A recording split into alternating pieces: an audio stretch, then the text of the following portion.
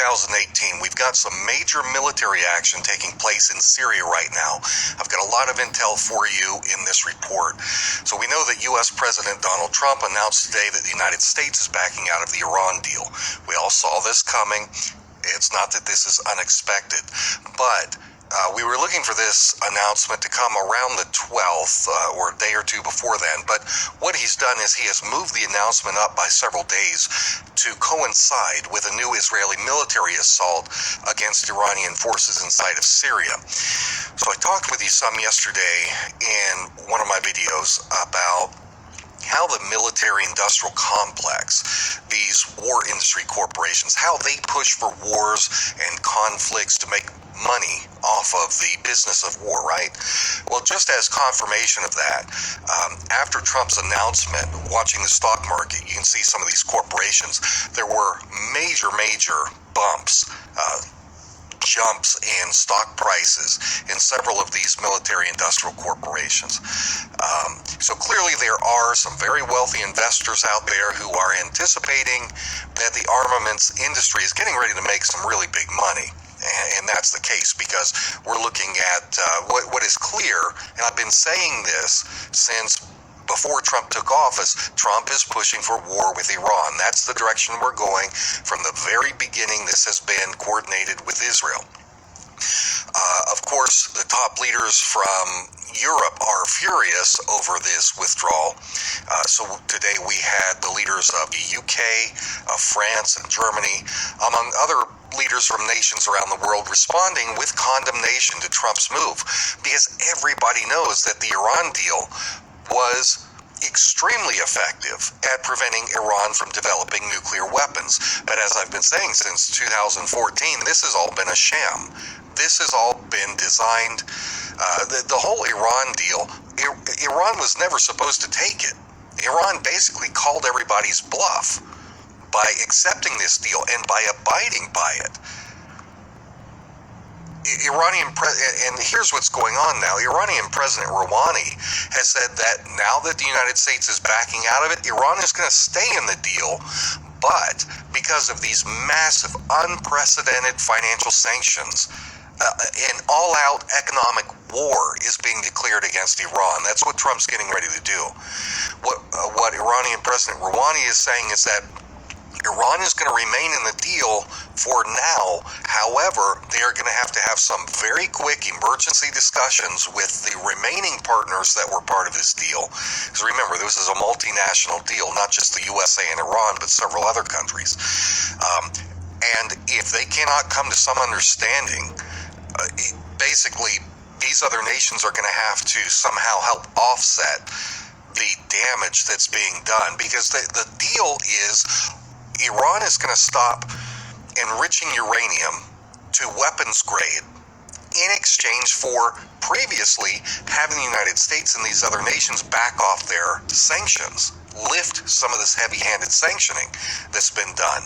But if the United States is going to now turn around and not only re-implement the previous sanctions, but make it even worse, you've got to have something to offset this. Otherwise, there's no economic incentive. There's no incentive for Iran to do this. Now, the other thing is, the only thing that stops the United States from invading a country that it wants to topple is the potential for that country to use nukes against them. And that's the only reason that Donald Trump hasn't invaded North Korea yet, is because of fear that Kim Jong-un might be able to do something.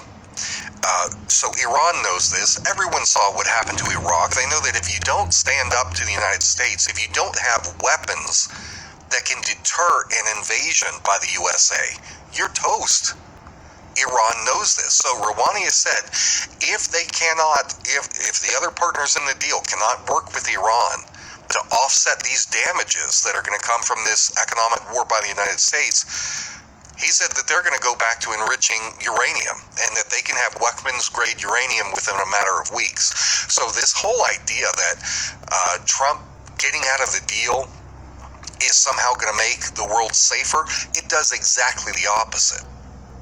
But that's what they're counting on. They want Iran to start enriching uranium to have justification to go in and overthrow Iran and replace the regime and take control of the oil resources in Iran. That's always what this has been about. Iran called the USA's bluff. They never thought that Iran was going to go along with this deal to begin with. They never thought Iran was going to do this. They thought Iran was going to reject the deal, and because of that, the USA and Israel could go in and attack Iran and say, we're doing this to stop them from getting nuclear weapons. But when Iran called their bluff and stopped enriching uranium, they actually did it. They stopped it, and it's verified by the world's most qualified body, international body, to inspect and make sure that they're not doing this. Well, that screwed everything up. And that's when they turned to really pushing hard against Syria to try and topple the Syrian regime, because they knew that would draw Iran in to help prop up Syria, and this has just been a backdoor way. Folks, this is what I've been saying for years. Every single thing that I've been saying since 2013 in my videos about this, how it was going to play out. And I'll show you in another video. I'll put up some screenshots that are dated from 2013, 2014, explaining exactly what is playing out right now with this Iran deal. It wasn't hard, well, it wasn't hard for me to predict, because this is something I'm interested in, that I've been following. A friend of mine in Gaza, he lives in Gaza, he said today that as looking at the United States as an outsider, looking from the outside in, he said that it looks to him and to a lot of people outside of America, it looks to them like the American people, we, the regular citizens, that we're not in control of our government. He said that to foreigners, it looks like the people who control the United States are the Israelis. That the Israeli lobby controls the U.S. government. Which is absolutely true. It's absolutely true. The Zionists control the United States government. And so my friend, I'm not going to name his name because he lives in Gaza, and Israel is very, very retaliatory. They'll hunt him down just for expressing an opinion. Well, he said he's confused as to why Americans are not out in the streets protesting what is clearly a coordinated effort by Donald Trump and Benjamin Netanyahu to dramatically escalate war in the Middle East and start a new war with Iran. I agree. I don't know why we're out in the streets. For me, the issue is I can't get enough people awake to this issue. Guys, share these videos. I'm glad that so many of you enjoy watching them and learning, but I don't do this just for fun. I do this because I want to wake up as many people as we can. We need people in America to know what's going on. So help me. Share these videos. Talk about this stuff. All right? And there, to the northern border of Syria, is Turkey. And Turkish President Recep Erdogan, Turkey is a member of NATO. He's supposed to be our ally. Well, he immediately made a statement today saying that Trump's action is going to quickly destabilize the region. And that's exactly what's happening. So right now, military strikes are going on. Let me tell you what's happening.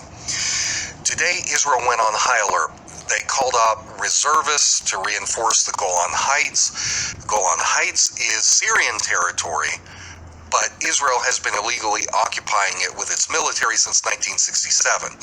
This territory in the Golan, this is also oil-rich territory that Netanyahu has awarded exploration contracts to Genie Oil. That's an Israeli energy corporation that is based in New Jersey. And on its advisory board is basically a who's who list of New World Order Zionists. There are 8 of them, including Lord Jacob Rothschild, former Vice President Dick Cheney, former CIA Director James Woolsey. Okay, these are big-time Zionists. They're going to make a ton of money off of this. All right, one source that I go to for information on Israeli Defense Forces activity said that the reserve call-up that happened today is not nationwide at this point, but that we've got soldiers, Air Force personnel, and intelligence officers, including one of his friends. They have been called up and sent into the Golan Heights in preparation for something big. And in addition to the IDF increasing its military readiness, Israel has also deployed its Iron Dome defense systems, and it has opened emergency bomb shelters for the residents of Israel. Now, I've also been noted, and this is big, Israel has also put all of its northern civilian hospitals on level C alert, which is full war alert status. They are anticipating full-scale war. Israel is preparing for a potentially large retaliation from Iranian assets in Syria. And all of these activities, these movements, this is what Israel does in advance of its own major offensive operations. They always strike first. That's what Israel does. Go back, look at the history. They always strike first. And then they turn around and say, we're doing it because we knew someone was getting ready to attack us. Preemptive war has always been their doctrine. George W. Bush, in attacking Iraq, that was a first for America. That's the first time we really had one of these preemptive wars when another country had done absolutely nothing to us. Anyway, Israel always strikes first and blames its actions on what the enemy might have done. So, massive stuff going on. Since yesterday, several Israeli spy planes have been conducting missions over the area, and this includes Israeli Air Force Nachshon Shavi 679s, and this reconnaissance has been aided by U.S. spy planes as well. That includes the Air Force's RC-135 Rivet Joint Fixed 21s. It's clear that the United States and Israel they've been coordinating this. They've been coordinating their intelligence, their reconnaissance to prepare a grand operation with Israel taking the lead. They are really trying to provoke Iran into taking some kind of action. I've also seen radar reports, and this is not good. I've seen the radar reports of Russian Air Force IL-62M taking, you can see this very strange flight pattern. It's going up and down, the altitude up and down in the skies over Lebanon, circling, figure eights, just a very strange pattern. So it appears to me that what I'm seeing here, this is actually Russia harassing Israeli jets that have been flying over Lebanon to conduct reconnaissance. And right now the skies over Lebanon are just crowded. You've got Syria, you've got Lebanon kind of to the west and south there on the Mediterranean, and then below Lebanon is Israel. Earlier today, Strategic Sentinel provided data showing an Israeli Air Force tanker going into position because what it's doing is it's providing refueling services for F-15 fighter jets. Now, I've been monitoring a couple dozen feeds, and I can tell you that there have been a lot of strikes that have just been carried out by Israel in Syria, and these are ongoing as I'm recording this. There have been explosions in Qaswa, which is south of Damascus, and I've got images of Iranian vehicles on fire. Delilah missiles and GBU-39 glide bombs have been used in recent assaults. I've talked about that in previous videos. But I can't confirm yet if that's what Israel used in this attack. I wouldn't be surprised. For Syria to counter that, they'd have to use they've got some old Soviet bloc SA-2s and SA-5s that they could try and use to counter the Delilahs and the GBU-39s. There have also been massive explosions in Idlib, which have been shaking the ground. People are reporting just feeling everything tremor. This is specifically in Sarakeb, which is west of Idlib, and Israeli warplanes also targeted Syrian and Iranian positions at Al-Qaswa, which is west of Damascus, and south of Damascus they carried out strikes at Jabal al-Maneh. Large explosions have been reported in both of those places. And from what I know of these strikes in Qaswa, some of these targeted an Iranian convoy that may have been transporting weapons. I'm watching some feeds now from some of my sources trying to to get information on that. Israel has also hit a military base in the defensive belt that goes around Damascus, trying to soften it up there. Now, this is a part that is of concern. Some of these Israeli warplanes are violating Lebanese airspace over Aida al-Shab. And there are reports from multiple civilians saying that these jets are breaking the sound barrier. So we've got southern Lebanon on high alert, and Lebanon is worried. They've got good ground forces, but not the best air force. Lebanon fears that Israel may choose to strike Lebanon as well, partly because of what just happened in Lebanon's elections a couple days ago. The Lebanese Prime Minister, Saad Hariri, he just lost the election to a Hezbollah party candidate. Hezbollah is the paramilitary force that is linked with Iran, but they've been fighting alongside the Syrian Arab Army in Syria against ISIS and other U.S. coalition rebel forces. But they're also they're a political party in Lebanon. They've been fighting against Israel for decades. So anyway, Hezbollah's candidate just won the election to be the new prime minister. And actually, Hezbollah party candidates won all across the country in that general election. They completely swept the country.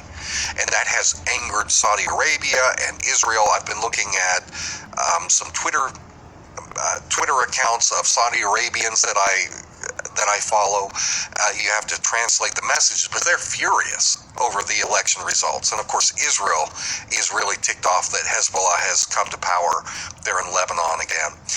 You may remember back in November of 2017, back during the Vegas reporting, some of the reporting I was doing then, I had reported that the Lebanese Prime Minister, Hariri, he had gone to Saudi Arabia, and the Saudi Crown Prince Mohammed bin Salman actually detained him. He essentially kidnapped him, placed him under house arrest, basically until Hariri agreed to do the bidding of Prince Salman.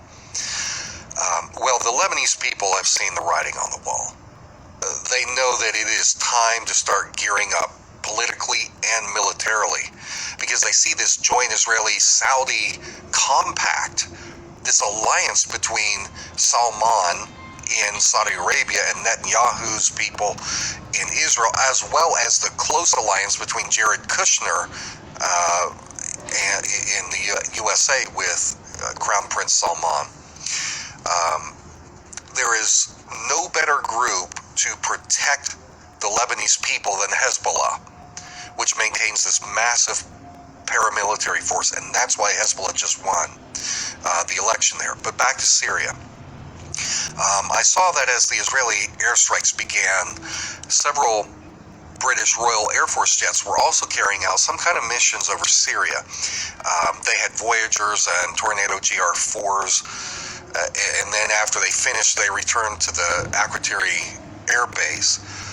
So I don't know if they were supplementing or just acting as diversions so that Israel could go in. I'm not quite sure, but it coincided with the Israeli airstrikes. And at the same time, I've got I've tracked a U.S. Special Operation Command C-146A Wolfhound, which is tracking over Jordan. This is over on the eastern side of Syria. And just as a reminder, I keep coming back to this because I know this is big. It's not in the media now. It hasn't been in the media, but it will be at some point. I'm telling you, I have multiple sources that are telling me that the United States has been building up thousands of ground troops in Jordan near the area that borders Syria's Golan Heights. I can only confirm about 4,000 U.S. troops that have been moved into there, but we do have in some of the latest military reports, while they're not identifying where the deployments are, right now the United States has over 44,000 U.S. troops secretly deployed to locations that they're not revealing. So I think quite a few of these have been built up in Jordan. And I've also here today reviewed reports from local residents near the Golan Heights who are saying that Israeli jets have been firing missiles. At least 3 missiles have been fired above the Kenitra province. And these people are saying that they can look up in the skies and see intense aerial activity going on. Oh, and back, I guess the point I was going to make about the ground troops near Jordan, the U.S. ground troops, where they're being built up specifically are on military bases that are close to the border. It's the Jordanian border that goes right up against the Golan Heights in Syria. So we've got U.S. troops being built up along the border of the Golan Heights. That's concerning. All right. I know this is kind of scattered, but I'm just going through everything that I'm getting here. This is all breaking news, guys, in the last hour or two. Based on some of these other reports that I've been receiving, I think that what is happening here is that Israeli jets have fired decoy missiles over Damascus, because what they're trying to do in firing these missiles is to try and get Syria to expose its air defenses. They want to see where the missile defense systems are firing from so that they can target those, try and take them out. And in fact, that's what Syrian air defenses have done, is they have knocked out at least 2 of these Israeli missiles that were targeting Reef Dimashq.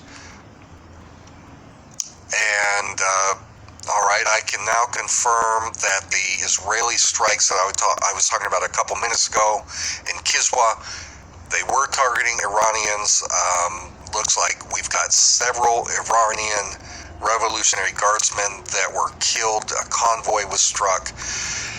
If the report is accurate, they were transporting medium-range Iranian-made ballistic missiles toward the south, possibly to be used against Israel. I'm not sure. And guys, this assault is continuing. Just moments ago, I see here Israeli warplanes have deployed flares over the Sheba Farms area, which is southern Lebanese border close to Israel. Jeez. I'm also seeing reports of Russian jets flying very low from Tartus, Syria. That's actually down near the Lebanese border on the Mediterranean. These Russian jets are flying very low, heading south. So that's straight into Lebanese airspace where Israeli jets are. This is some major stuff going on. And I think this is potentially worse than what we saw during Trump's joint cruise missile strikes back in April. Because at that point, Russia stood down because they had assurances that the United States was not going to strike any of their targets, any of their assets. But what we're seeing now are Russian jets squaring off against Israeli jets over Lebanon. I don't know if they're going to fire at each other, but they are definitely in that same airspace. Well, folks, I am going to go ahead and close this video so I can get this much information out to you. Things are fluid. They are changing rapidly, but I'll try and keep following this and get more information out to you later on. For Blackstone Intelligence, I'm Jake Morphonios.